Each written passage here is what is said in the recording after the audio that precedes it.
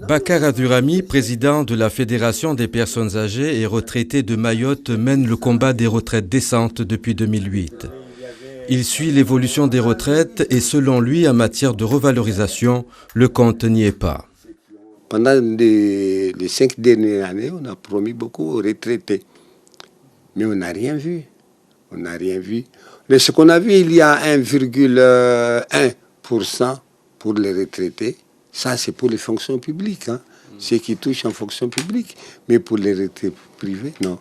L'AFMAPAR comptabilise 4700 retraités de la fonction publique et du privé qui vivent avec des pensions de retraite plafonnées.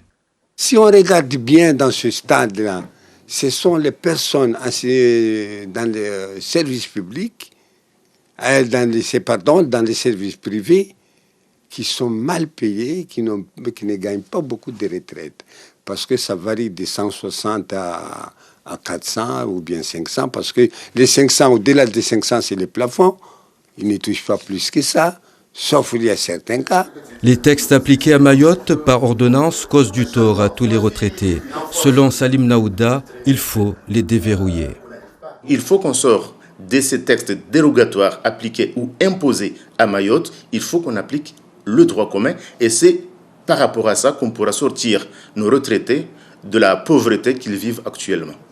Cette rentrée dans le droit commun passe par la révision des taux de cotisation et les plafonds de retraite. En l'occurrence, la question de la minoration, c'est un coefficient qui diminue les années de cotisation. Il faut aligner ce coefficient au coefficient national, parce que celui qui est appliqué à Mayotte aujourd'hui est défavorable pour nos retraités. Il y a aussi la question du plafond qui est appliqué sur le calcul des pensions. Il suffit qu'on aligne ce taux au taux national. Ça permettra au calcul de donner plus d'espoir et donner plus de moyens, donner plus une pension à nos retraités aujourd'hui. Le secrétaire général de la CGTMA appelle au sursaut des politiques pour que le dossier des retraites de Mayotte ne soit pas seulement un argument de campagne.